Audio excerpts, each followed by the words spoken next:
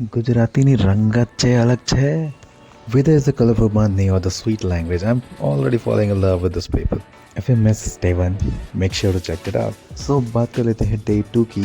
तो आज सिर्फ ट्रैवल नहीं, ये एक पौराणिक सफ़र है जो आपकी सोच को हिला के रख देगा। आज हम विजिट करने वाले हैं भेट द्वारिका, जहाँ श्री कृष्ण का असली राज्य माना जाता है। मगर ध्वज एक ऐसी जगह जहाँ कहानियाँ लॉजिक को चैलेंज करती है। 84 कुंड, जिसके 84 कुंड अपनी अलग ही रहस्य लेके बैठे हैं। रुक्मणी टेम्पल, प्रेम, त्याग और भक्ति का सबसे इमोशनल कहानी। और फाइनली 12 ज्योतिर्लिंग में से एक, नागेश्वर महादेव टेम्पल। हर जगह सिर्फ मंदिर नहीं, कहानियाँ हैं, श्राप है, वरदान है और ऐसा पौराणिक सच जो बुक में नहीं मिलता पर यहाँ महसूस होता है। क्या सच में द्वारका समुद्र के नीचे? मगर ध्वज का जन्म कैसे हुआ? रुक्मणी जी को किस बात का श्राप मिला? और नागेश्वर महादेव का रहस्य क्या है? ये सब जानेंगे इस व्लॉग में, बिना बोरिंग हिस्ट्री, सिर्फ रियल लोकेशन, रियल स्टोरीज और रियल वाइब के साथ। तो वीडियो को एंड तक ज़रूर देखना, क्योंकि ये सिर्फ गुजरात का टूर नहीं, ये भारत का इतिहास है और भक्ति का सफ़र है। चलो शुरू करते हैं डे 2 गुजरात ट्रैवल व्लॉग। जय श्री कृष्णा, हर हर महादेव। कल शाम हम द्वारिकाधीश टेम्पल का अच्छा फ़ोटो और वीडियो शूट नहीं कर पाए थे, क्योंकि तब तक रात हो चुकी थी। इसलिए आज सुबह मैं फिर से यहाँ आ गया हूँ, ताकि मंदिर की असली खूबसूरती, शांति और दिव्य वाइब आप सबको बाहर से क्लियरली दिखा सकूँ। सुबह का द्वारिकाधीश टेम्पल बिल्कुल अलग एनर्जी, बिल्कुल अलग सुकून देता है। और यहाँ पे सुबह इतने सारे भक्त आते हैं दर्शन के लिए। आप क्लियरली यहाँ पे देख सकते हैं कितना भीड़ है। चलो दोस्तों आगे चलते हैं, मैं वहाँ से आप लोगों को दिखाता हूँ। बहुत ही क्लियर वाइब्स आएगा। तो ये तो बात हो गई उसके वाइब्स की, और अब हम बात कर लेते हैं स्टोन के कार्विंग की। और अगर आप ध्यान से देखो तो ये सिर्फ एक मंदिर नहीं, स्टोन पे लिखी हुई हिस्ट्री है। इस मंदिर की स्टोन कार्विंग बिल्कुल ऑर्डिनरी नहीं है। हर पिलर, हर वॉल और हर आर्क पर हैंड कार्विंग्स डिज़ाइंस बने हुए हैं, जो हज़ारों साल पुरानी कला को जिंदा रखते हैं। यहाँ आपको दिखेंगे लोटस के पैटर्न, जो प्यूरिटी और डिवाइन का सिंबल है। ज्योमेट्रिक डिज़ाइन जो यूनिवर्स और बैलेंस को रिप्रेजेंट करता है। और माइथोलॉजिकल कार्विंग्स जो महाभारत और कृष्ण लीला से जुड़ी हुई कहानियाँ बताती है। सबसे अमेजिंग बात यह है कि ये सब स्टोन कार्विंग एक ही स्टोन ब्लॉक से की गई है, बिना मॉडर्न मशीन्स के, सिर्फ चिसल और हैमर के यूज़ करके। इतना फाइन डिटेल बनाना, सोचो उस टाइम के क्राफ्टमैन कितने स्किल्ड रहे होंगे। मंदिर के पिलर्स पे जो डेप्थ और सिमेट्री है, वो ये दिखाती है कि आर्किटेक्चर सिर्फ डिज़ाइन नहीं था, बल्कि साइंस और डिवोशन का परफेक्ट मिक्स था। और जब सनलाइट इन कार्विंग पे पड़ती है ना, तो स्टोन्स भी जैसे चमक के श्री कृष्ण की दिव्यता को रिफ्लेक्ट करते हैं। इसलिए द्वारिकाधीश टेम्पल सिर्फ दर्शन का प्लेस नहीं, बल्कि इंडियन स्टोन्स आर्ट का मास्टर क्लास है। अब हम जा रहे हैं समुंदर के बीच एक ऐसी जगह जिसका नाम सिर्फ आइसलैंड नहीं, कृष्ण की लीला का सबूत है। ये है बेट द्वारिका। बेट द्वारिका नाम क्यों पड़ा? तो सबसे पहला सवाल, बेट द्वारिका नाम आया कहाँ से? बेट का मतलब है आइसलैंड, और ये आइसलैंड द्वार से थोड़ा दूर समुंदर के बीच बसा हुआ है, इसलिए इसका नाम पड़ा बेट द्वारिका, यानी द्वारका का आइसलैंड। लेकिन सिर्फ आइसलैंड होने से ये जगह इतनी खास नहीं बनती। तो ये वही जगह है दोस्तों जो श्री कृष्ण और सुदामा जी की दोस्ती को रिप्रेजेंट करती है। दुनिया में जब कोई भगवान से मिलता है तो सोना चांदी ले जाता है, लेकिन एक दोस्त अपने भगवान के लिए सिर्फ मुट्ठी भर चावल ले गया। ये कहानी है श्री कृष्ण और उनके मित्र सुदामा की। सुदामा की पत्नी जी ने कहा कि तुम्हारे दोस्त तो भगवान है, वो शायद तुम्हारे लिए मदद कर दें। घर में कुछ भी नहीं था, बस थोड़ा सा चावल। वहीं सुदामा ने कपड़ों में बांधकर बिना जूते, बिना धन, सिर्फ भक्ति और दोस्ती के सहारे सुदामा पहुंच गया द्वारका। जैसे ही कृष्ण ने सुदामा को देखा, सिंहासन छोड़ दिया। भगवान खुद अपने दोस्त के पैर धोने लगे। सुदामा ने अपने चावल छुपाने की कोशिश की, लेकिन श्री कृष्ण मुस्कुराए और बोले, अरे सुदामा, क्या लाए हो मेरे लिए? श्री कृष्ण ने 2 मुट्ठी चावल खाए और तीसरी मुट्ठी खाने से पहले रुक्मणी जी ने उनका हाथ रोक लिया। माना जाता है जितनी मुट्ठी चावल उतनी संपत्ति और सुख। और ये भेट द्वारिका में आज भी चावल का बहुत बड़ा महत्व है। तो अब जब भी भेट द्वारिका जाएं तो कुछ मुट्ठी चावल घर से लेके जाएं। अब बात कर लेते हैं भेट द्वारिका की हिस्ट्री की। श्री कृष्ण महाबली और दिव्य शक्तिशाली थे, जिन्होंने कंस जैसे अत्याचारी को पराजित करके मथुरा के राज्य संभाला। लेकिन कहानी यही ख़त्म नहीं होती। कंस के ससुर जरासंध ने मथुरा पर 17 बार आक्रमण किया और हर बार श्री कृष्ण विजयी रहे। पर श्री कृष्ण का धर्म सिर्फ युद्ध जीतना नहीं था, उनका धर्म था अपनी प्रजा की रक्षा। बार बार के युद्ध से जब निर्दोष प्रजा कष्ट झेलने लगे तो श्री कृष्ण ने एक बड़ा फैसला लिया। उन्होंने राज्य छोड़ दिया लेकिन अपनी प्रजा को कभी नहीं छोड़ा। मथुरा से पश्चिम की दिशा में समुद्र के किनारे श्री कृष्ण ने एक नया सुरक्षित राज्य का संकल्प लिया। उन्होंने श्री विश्वकर्मा जी का आवाहन किया और उनके सामने एक अद्भुत विचार रखा। ऐसा राज्य जो 3 तरफ से समुद्र से घिरा हो और सिर्फ एक दिशा से प्रवेश द्वार हो, जिससे कोई भी असुर या शत्रु राज्य में प्रवेश न कर सके। तब श्री विश्वकर्मा जी ने समुद्र देव का आह्वान किया और समुद्र ने अपनी भूमि का एक हिस्सा समर्पित किया। इस भूमि पर बसाया गया एक दिव्य नगर, जिसे हम आज भी द्वारिका के नाम से जानते हैं। ये सिर्फ एक शहर नहीं, ये है श्री कृष्ण की बुद्धि, करुणा और उनका जीवन का प्रमाण। लेकिन इसके बाद ऐसा क्या हुआ कि द्वारिका नगरी पूरी तरह से समुद्र में डूब गई? और इसका महाभारत से कनेक्शन क्या है? आज हम जिस भूमि पे खड़े हैं वो पवित्र भूमि नहीं और सिर्फ एक शहर ही नहीं है, ये महाभारत के अंत और कलयुग की शुरुआत का गवाह है। महाभारत के युद्ध के बाद जब माता गांधारी ने अपने 100 पुत्रों की लाशें देखी और उनका दुख गुस्से में बदल गया, उन्होंने श्री कृष्ण से कहा, जैसे मेरे पुत्र नष्ट हुए वैसे ही आपका यादव वंश भी अपनी ही गलतियों से नष्ट होगा। श्री कृष्ण मुस्कुराए क्योंकि वो जानते थे ये श्राप नहीं, समय का नियम था। और फिर प्रभास क्षेत्र में यादव के बीच आपस में युद्ध हुआ और पूरा यादव वंश समाप्त हो गया। श्री कृष्ण ने पहले ही देवताओं को कह दिया था, जब मैं अपना शहर छोड़ दूंगा द्वारिका समुद्र में समा जाएगी। और जैसे ही कृष्ण ने धरती छोड़ी, समुद्र आया और स्वर्ण नगरी द्वारिका धीरे धीरे डूब गई। आज भी समुद्र के नीचे प्राचीन द्वारिका के अवशेष मिलते हैं, जो इस कहानी को सिर्फ कथा नहीं, इतिहास बनाते हैं। श्री कृष्ण वन में तपस्या में लीन थे, तब एक शिकारी जरा ने उनके पाँव को हिरन समझकर बाण चला दिया। बाण लगते ही शिकारी को अपनी गलती का एहसास हुआ, पर श्री कृष्ण ने कहा, तुम दोषी नहीं हो, ये मेरी लीला का अंत है। और उसी पर श्री कृष्ण ने अपने नश्वर शरीर त्याग दिया। जैसे ही श्री कृष्ण ने धरती छोड़ा, द्वापर युग का अंत हुआ और कलयुग का आरंभ हो गया। एक ऐसा युग जहाँ धर्म मुश्किल है पर नाम समारण ही मुक्ति का रास्ता। दोस्तों, ये जो आप स्क्रीन पे देख रहे हो, यहाँ पे द्वारिकाधीश जो टेम्पल है भेट द्वारिका, उसका झंडा हर दिन चेंज होता है। आप ये दिव्य चीज़ें स्क्रीन पे जो देख रहे हो वो बहुत मुश्किल से देखने को मिलती है। तो एक बार इसे देखिए, झंडा किस तरह से चेंज किया जाता है।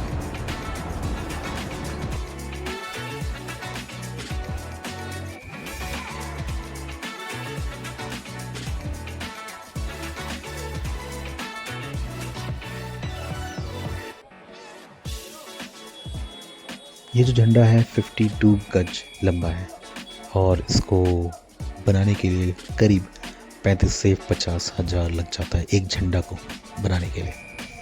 और ये झंडा 2 से 3 बार चेंज होता है।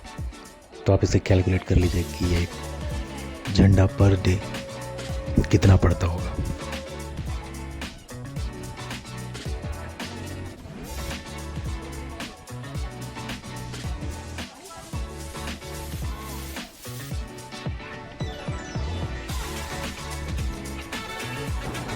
चलिए दोस्तों, अब यहाँ से चलते हैं और हम जाने वाले हैं अब 84 कुंड।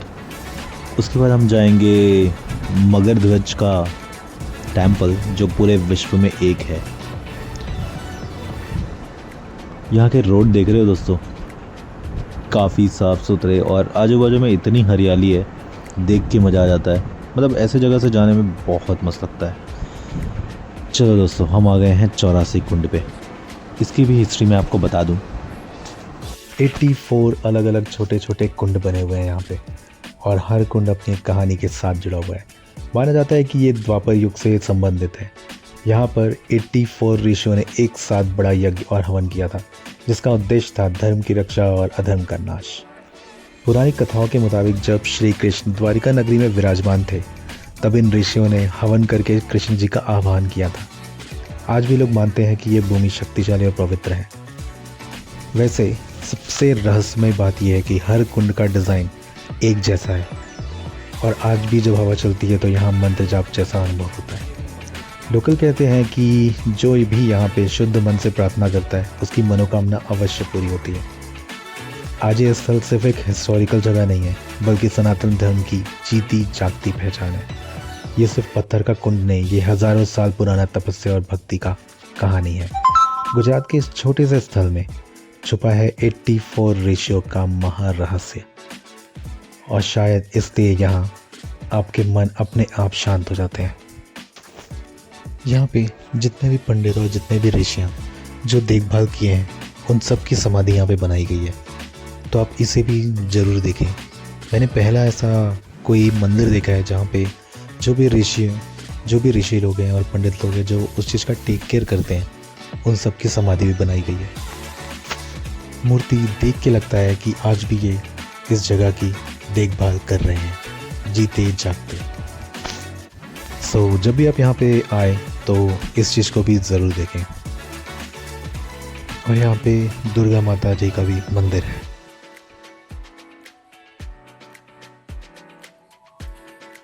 अब देखते हैं यहाँ के कुंड। ये देखिए दोस्तों, इस चीज़ को कितना अच्छे से प्रिजर्व करके रखा गया है। और ये जितने भी कुंड हैं वो सारे एक शेप में बने हुए हैं और ऐसा कुछ नहीं लग रहा कि कोई भी एक शेप ज़्यादा बड़ा है या ज़्यादा छोटा है। काफ़ी ज़्यादा अलाइन है एक दूसरे के साथ पे। तो यहाँ पे सिर्फ भेट द्वारिका ही नहीं है, यहाँ पे और भी अलग अलग जगह घूमने के लिए है, जिसमें से एक 84 कुंड भी है। और अब हम जाएंगे एक ऐसी जगह जहाँ हनुमान जी तो पूजे जाते ही हैं, लेकिन उनके पुत्र मकरध्वज भी पूजे जाते हैं। कहा जाता है कि मकरध्वज हनुमान जी की तरह ही अत्यंत बलशाली और वीर थे, लेकिन उन्हें अपने पिता के बारे में कोई ज्ञान नहीं था। कहा जाता है कि पाताल लोक के राजा अहिरावण ने मकरध्वज को पाताल द्वार का राक्षस बनाया था। जब राम जी को बचाने के लिए हनुमान जी पाताल लोक पहुंचे तब उनका सामना मकरध्वज से हुआ। ये युद्ध बल का नहीं, पिता और पुत्र के भाग्य का संघर्ष था। अंत में जब सत्य प्रकट हुआ तो हनुमान जी ने मकरध्वज को गले लगाया और उन्हें पाताल लोक का राजा बना दिया। आज इसी घटना की याद में मकरध्वज और हनुमान जी का मंदिर स्थापित है। माना जाता है कि जो भक्त यहाँ पुत्र सुख, बल और भय मुक्ति के लिए प्रार्थना करते हैं, हनुमान जी उसे कभी निराश नहीं करते। ये मंदिर सिर्फ भक्ति का नहीं, ये पिता पुत्र के मिलन की कहानी है, जहाँ हनुमान जी खुद अपने पुत्र को पहचान ले। सोचिए वहाँ भक्ति और कितनी शक्तिशाली होगी। जय जय श्री राम। ये है राम सेतु वाला पत्थर। चलिए दोस्तों, अब हम चलते हैं सुदर्शन ब्रिज पे। पहले एक्चुअली ये सुदर्शन ब्रिज नहीं था। पहले हम लोग भेट द्वारिका अगर जाना है या उस आइसलैंड पे जाना है तो हम लोग को जाना पड़ता था बोट के थ्रू, जिससे 4 या 5 घंटा हम लोग को लग जाता था एक पूरा द्वीप घूमने के लिए। लेकिन अभी यहाँ पे सुदर्शन ब्रिज बन चुका है तो इसका आनंद हर कोई ले रहा है और बहुत जल्दी वहाँ पे पहुँच जाते हैं। और अभी जो बोट यूज़ होता है वो सिर्फ मछुआरे लोग के लिए यूज़ होता है और उन लोग सिर्फ वहाँ पे मछली पकड़ने के लिए लेके जाते हैं। बाकी टूरिस्ट के लिए ये चीज़ें खुला नहीं है।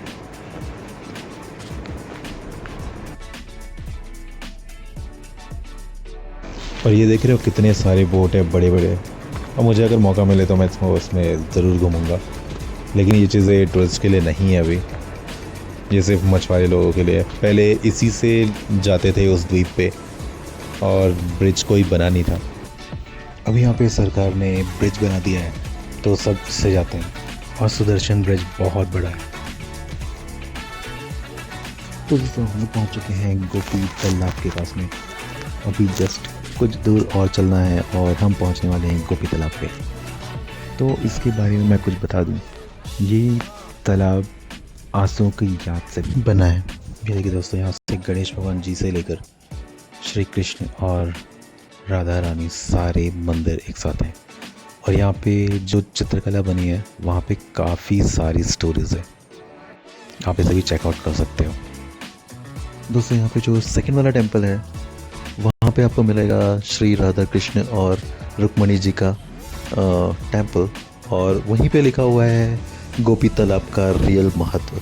आपको यूट्यूब में बहुत सी चीज़ें मिलेगी कहानियाँ, लेकिन ये है रियल कहानी जो उस टाइम पे घटित हुई थी। अब यहाँ पे है वो राम सेतु पत्थर, उसे मैं आपको दिखाता हूँ। ये देखो, इतना भी नीचे कर लो, ऊपर आ जाएगा ये इसी से पुल बना के ऐसे गए थे, पता है? राम भगवान जी पुल बना के लंका में गए थे। हाँ, यहाँ आपको बच्चों के गुजराती वाले कपड़े काफ़ी कुछ मिल जाएंगे दोस्तों। और हम लोग इस साइड भी जाएंगे, लेकिन सबसे पहले चलते हैं गोपी तालाब।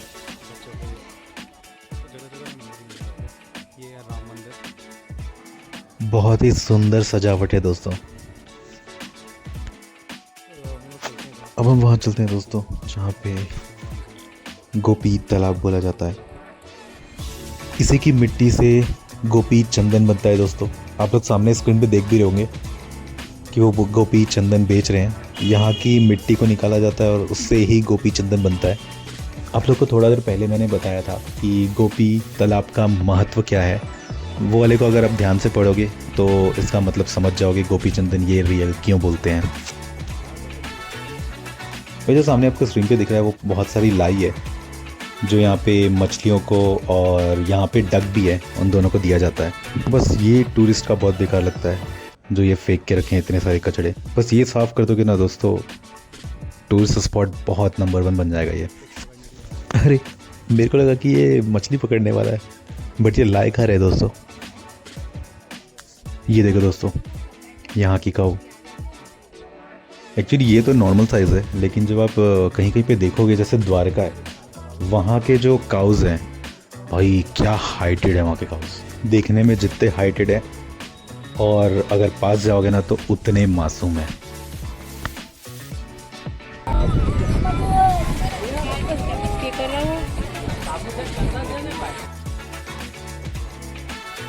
चलिए दोस्तों थोड़ा सा आगे जाके देखते हैं। 2-3 मंदिर और हैं यहाँ पे, और मोर का भी है। अगर मैं आप लोग को शो कर पाऊँ तो देखता हूँ, क्योंकि आगे में मोर है वैसे बोल तो रहे हैं, लेकिन वो जैसे ही देखती है वैसे ही भाग जाती है मोर।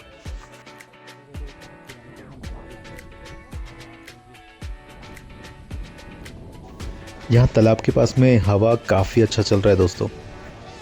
यहाँ गोपी तालाब के पास में आपको मंदिर काफ़ी सारे मिल जाएंगे। इट्स लाइक 10 to 12 मंदिर तो होंगे ही, और डेली यहाँ पे टूरिस्ट बहुत आते हैं मंदिरों में घूमने के लिए और यहाँ का गोपी तालाब देखने के लिए, और इनफैक्ट गोपी चंदन लेने के लिए।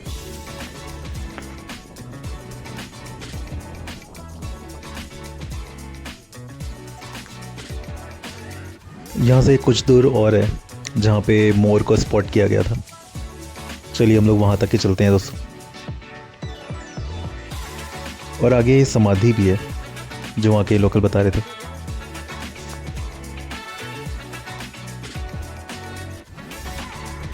ये देखिए दोस्तों, मोर स्पॉट हो गया है, और जैसे ही मैं थोड़ा सा आगे बढ़ा वो भाग रहा है। ये देखो, यहाँ पे एक्चुअली 2 मोर है, एक पीछे में भी है, और अगर मैं पास किया तो वो भाग जाएगा लिटरली, क्योंकि दे आर वेरी सेंसिटिव। थोड़ा सा भी उन लोग को भनक लगा कि हम लोग आगे जा रहे हैं या कुछ कर रहे हैं, वो तुरंत भाग जाते हैं और आंखों से ओझल हो गए। चलो मैं ट्राई करता हूँ आगे अगर मिल जाए मुझे तो, बट मुझे नहीं लगता कि ये मिलने वाले हैं। और ऊपर देखो चिड़ियों का चहकना, इसका मतलब ये है कि आसपास में कोई शिकारी है या फिर कोई आया है नया।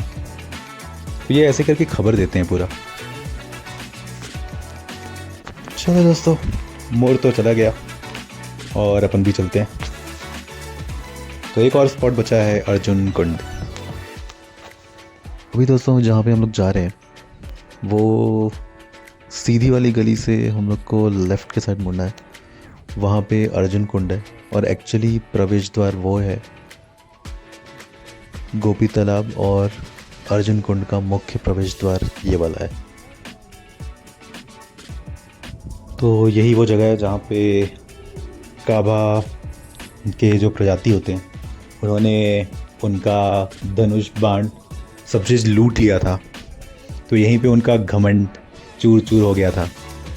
महाभारत के बाद में अर्जुन को एक्चुअली घमंड आ गया था कि उनसे अच्छा धनुर्धारी कोई है नहीं, तो इस चीज़ का घमंड तोड़ने के लिए कृष्ण ने ये लीला रचा था।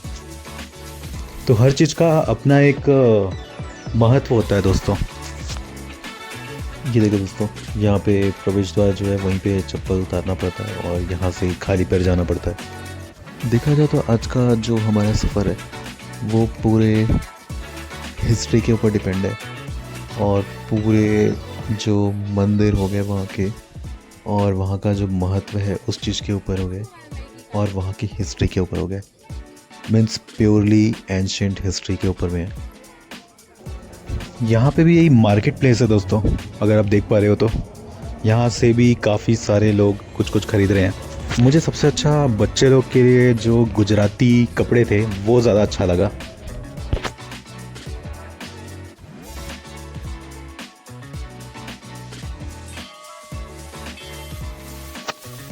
एक्चुअली यहाँ के जो मंदिर है ना वहाँ पे फुटेज खींचना मना था और वहाँ पे फ़ाइन भी है, लेकिन मैंने खींच लिया था, मुझे नहीं पता था उस चीज़ के बारे में और बाद में मैंने पढ़ा फ़ोटो लेने के बाद पे।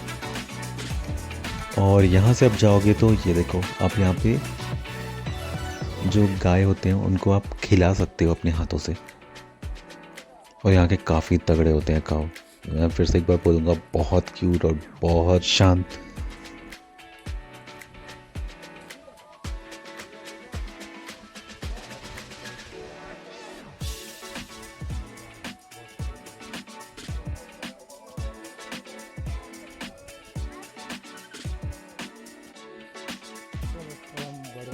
तो ये वो जगह है जहाँ से अर्जुन जी का बाण तीर सब चोरी हो गया था।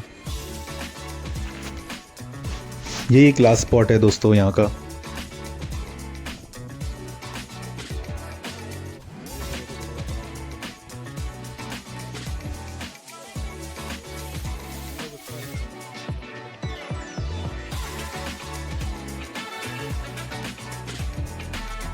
अब हम जा रहे हैं 12 ज्योतिर्लिंग में से एक नागेश्वर महादेव टेम्पल और वहाँ की हिस्ट्री के बारे में भी हम लोग जानेंगे।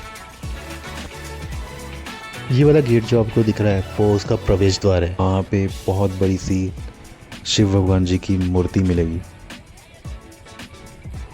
और इसके राइट साइड पे आपको ज्योतिर्लिंग का बड़ा सा मंदिर दिखेगा, जहाँ पे आपको फुटेज लेना मना है जो आप इनसाइड जाओ, लेकिन अंदर पे आप ले सकते हो एक डिस्टेंस के दूर से। और ये है शिव भगवान जी की मूर्ति।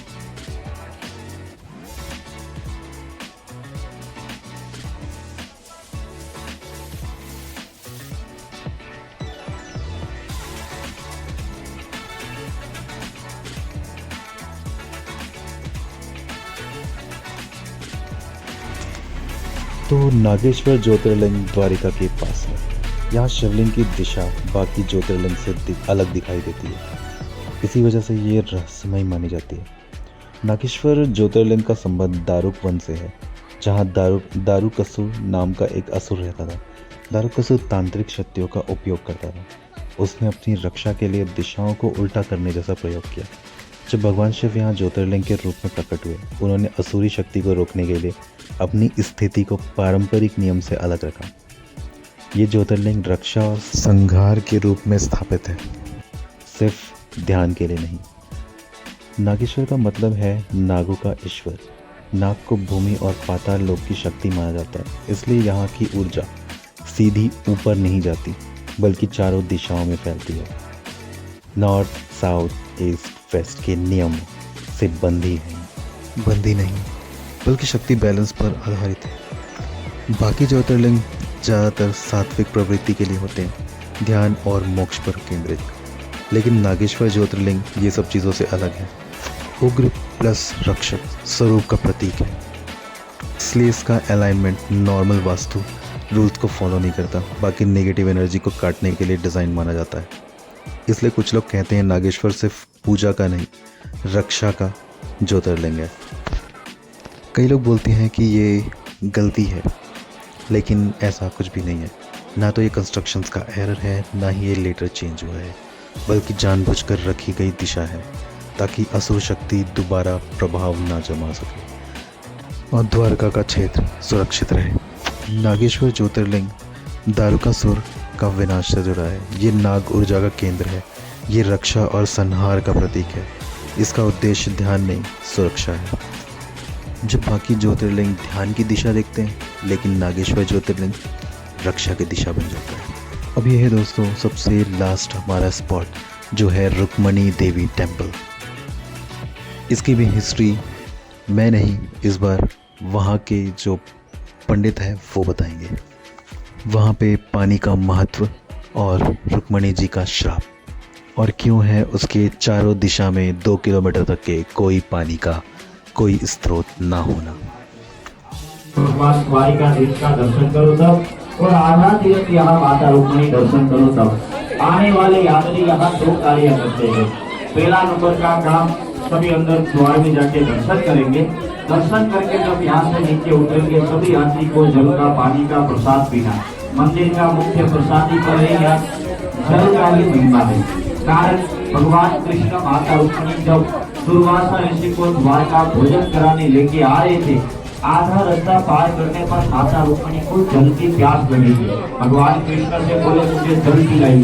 तभी भगवान ने अपने पैर के अंगूठे को भूमि में, जमीन में दबाए और चरण में से माँ गंगा निकली, जिसे चरण गंगा बोलते हैं। वो चरण गंगा का जल माता रुक्मणी को पिलाए। भगवान ने पिए, प्यास बुझ गई। पर भूल ये हुआ कि जिनको साथ में द्वारका लेके आ रहे थे, दुर्वासा ऋषि को जल के लिए पूछना भूल गया। बिना आज्ञा, बिना पूछे पिया हुआ जल दुर्वासा ऋषि क्रोध में आकर के 2 श्राप दिए। पहला श्राप ये दिया कि आप पति पत्नी कृष्ण रुक्मणी दोनों का 12 साल का वियोग हो जाएगा, 12 साल अलग रहना। इसी कारण भी भगवान द्वारिकाधीश का मंदिर द्वारका में और माता रुक्मणी का मंदिर यहाँ बोला जाता है। और दूसरा नंबर का श्राप ये दिया कि द्वारिकाधीश मुझे आपने जल के लिए नहीं पूछे, आपका द्वारका भूमि में मेरा ये श्राप रहेगा। आने वाले समय में सब कुछ मिलेगा और पीने योग्य जल, पानी नहीं मिलेगा। और आज भी ये श्राप के कारण ये द्वारका के 19 किलोमीटर के भीतर में यहाँ कुआं करो, बोरिंग करो, हैंडपंप लगाओ, जमीन के नीचे से खारा पानी, नमकीन पानी निकलता है। हम अपने पूर्वज, अपने पितरों के पीछे तीर्थ स्थल में जाते हैं, 3 जगह 3 चीजें देते हैं। बात को बराबर समझेंगे। जिसे धर्मों में कहते हैं पिंड, पानी और श्राद्ध, जिसमें से श्राद्ध करने के लिए भारत भर में एक ही स्थल बिहार में बोध गया में जहाँ श्राद्ध करते हैं। पितरों निमित्त पिंडदान बद्रीनाथ धाम, अलकनंदा घाट, जहाँ ब्रह्मकपाली पिंड का दान करते हैं। तो अपने पूर्वज, अपने पितरों निमित्त जल, पानी, ये भारत भर में एकमात्र द्वारका धाम माता रुक्मणी मंदिर, यहाँ जल दान करने का महिमा। जल, पानी ये भूमि में मिलता नहीं है। यहाँ से 20-25 किलोमीटर दूर जहाँ भगवान ने चरण गंगा निकाले, वहाँ से ट्रक टैंकर में भर के खरीद के पीने का पानी मंदिर में आता है, जिसमें गाय, माता, पशु, पक्षी, साधु, सन्यासी और रोज के आने वाले हजारों यात्री पानी पीवे। उस पर्व में, उस प्याव में, अपने घर में, परिवार में, कुटुंब में कोई छोटे बड़े जवान वृद्ध में जो छोड़ के चल बसे, उन पूर्वज, उन पितरों निमित्त जो किसी से बने कि भगवान ने हमें सक्षम बनाया, अपने पूर्वजों के नाम पूरे दिन का जल का दान हो, तो उसका 1000 रुपया खर्च लगता है। वो ना बच सका, कोई आधे दिन के नाम से जल के लिए दान करे, उसका 500 रुपया हो। कोई छोटे व्यक्ति भी आवे, कोई आखिर का 21 गणा जल के लिए दान करे, उसका 200 रुपया लगे। पर वो भी कोई जबरदस्ती बंधन वाली बात नहीं। दर्शन के लिए आए, प्रेम से दर्शन करना। दर्शन के बाद 1 बार नहीं 10 बार आपका इच्छा हो, मन माने कि जीवन भर हम कहीं भी गए, अपने लिए तो सारा जीवन हर जगह लगाते आए। तीर्थ में आए, जो अपनों को देके छोड़ के चल बसे, उन पूर्वज, उन पितरों निमित्त जल का दान करना हो, तो ही दर्शन के बाद अंदर काउंटर में जल का दान होता है। वहीं से माता का प्रसाद मिले, कुमकुम मिले और पैसा पानी के प्याऊ में फलों की उपयोग हो, जिसमें गाय, माता, पशु, पंछी, साधु, सन्यासी, रोज के आने वाले हजारों यात्री जल पिए, उसका पुण्य अपने परिवार को, अपने पितरों को मिले। यह मंदिर का महिमा है। दर्शन करके जब सामने उतरेंगे, सभी यात्री को वहाँ जल का, पानी का प्रसाद पीना और माता रुक्मणी ने भगवान कृष्ण के नाम लिखा हुआ पत्र, जिसे संसार का पहला नंबर का पत्र भी कहते हैं, वो गुजराती हिंदी दो भाषा में किसी को खरीदना हो तो नीचे पानी के प्याऊ के बगल से मिलेगा। अंदर में पर्दा खुलेगा, दर्शक खुलेगा। पीछे की साइड में जितने लोग खड़े, जो जहाँ खड़े वहीं खड़े रह जाना, आगे वाले निकल जाए, फिर धीमे धीमे आना। आपके अलावा दूसरा कोई आदमी ऊपर परिसर में आएगा नहीं। बोलो रुक्मणी माता की जय, द्वारकानाथ कृष्ण भगवान की जय। शांति से धीमे धीमे आना है। द्वारका के शोर से थोड़ा दूर एक मंदिर ऐसा भी है जहाँ शिकायत भी भक्ति बन जाती है। मैं अभी खड़ा हूँ रुक्मणी देवी टेम्पल के सामने। ये मंदिर ट्विंकल टेम्पल द्वारिकाधीश मंदिर से लगभग 2 किलोमीटर दूर स्थित है। और सबसे पहली चीज़ जो आप नोटिस करोगे, मंदिर का स्ट्रक्चर छोटा है लेकिन उसकी कहानी बहुत बड़ी है। ये मंदिर 12वीं सेंचुरी के आसपास बनाया गया है। माना जाता है इसका स्टाइल नागारा स्टाइल आर्किटेक्चर है। मंदिर के ऊपर का हिस्सा सीधा ऊपर उठा हुआ बिल्कुल सिंपल था, कोई ज़्यादा भारी इस टाइप के डिज़ाइंस नहीं है। ये सिंप्लिसिटी रुक्मणी जी के स्वभाव को दिखाता है, शांत, मर्यादित और पवित्र। अब अगर आप मंदिर की दीवारों को ध्यान से देखो तो यहाँ सिर्फ पत्थर नहीं, कहानियाँ खुदी हुई है। मंदिर के दीवारों पर रुक्मणी हरण, कृष्ण का रथ और शादी के सिंबल दृश्य हैं। ये कार्विंग्स दिखाती है रुक्मणी और का कृष्ण के प्रति अटूट विश्वास। हाथी, राज शक्ति और समृद्धि, घोड़े, वीरता और गति, नारी मूर्तियाँ, श्रृंगार और सौंदर्य, ये सब मिलकर बनाते हैं ये मंदिर सिर्फ भक्ति का नहीं, उस युग की कला और समाज का भी दर्पण है। नृत्य करती अप्सराएं, वीणा, मृदंग जैसे वाद्य यंत्र, ये बताता है कि द्वारिका में भक्ति के साथ साथ संगीत और कला भी जीवन का हिस्सा थी। अब है गर्भगृह, रुक्मणी देवी की मूर्ति। गर्भगृह में स्थापित है रुक्मणी देवी की प्रतिमा। मूर्ति ज़्यादा अलंकृत नहीं, चेहरा शांत, आंखों में शांत भाव, हाथ में वार मुद्र। ये रूप दिखाता है रुक्मणी सिर्फ पत्नी नहीं, लक्ष्मी का अवतार है। क्यों द्वारकाधीश देव मंदिर अलग है? अब सबसे बड़ा सवाल, रुक्मणी जी का मंदिर कृष्ण से अलग क्यों? पौराणिक कथा के अनुसार रुक्मणी जी ने एक बार ऋषि दुर्वासा के बिना पूछे भोजन करा दिया। ऋषि ने क्रोध में आकर श्राप दिया, तुम कृष्ण से अलग स्थान पर पूजी जाओगी। इस श्राप ने इस मंदिर को जन्म दिया और इस जगह को और भी रहस्यमय बना दिया। रुक्मणी मंदिर हमें सिखाता है प्रेम के साथ मर्यादा ज़रूरी है, भक्ति के साथ सेवा भी, और हर शिकायत के पीछे भी भगवान की लीला होती है। ये रुक्मणी मंदिर है जहाँ पत्थरों ने भक्ति लिखी और कला ने कहानियाँ सुनाई। तो इसी के साथ हमारा डे 2 पूरा ख़त्म होता है और अब हम जा रहे हैं डिनर करने काठियावाड़ी रस्ताल पे। तो मिलते हैं दोस्तों हम लोग डे 3 पे, जहाँ पे और मज़ा आने वाला है। तब तक के लिए टाटा, बाय बाय, और चैनल को लाइक, शेयर और सब्सक्राइब करना ना भूलें।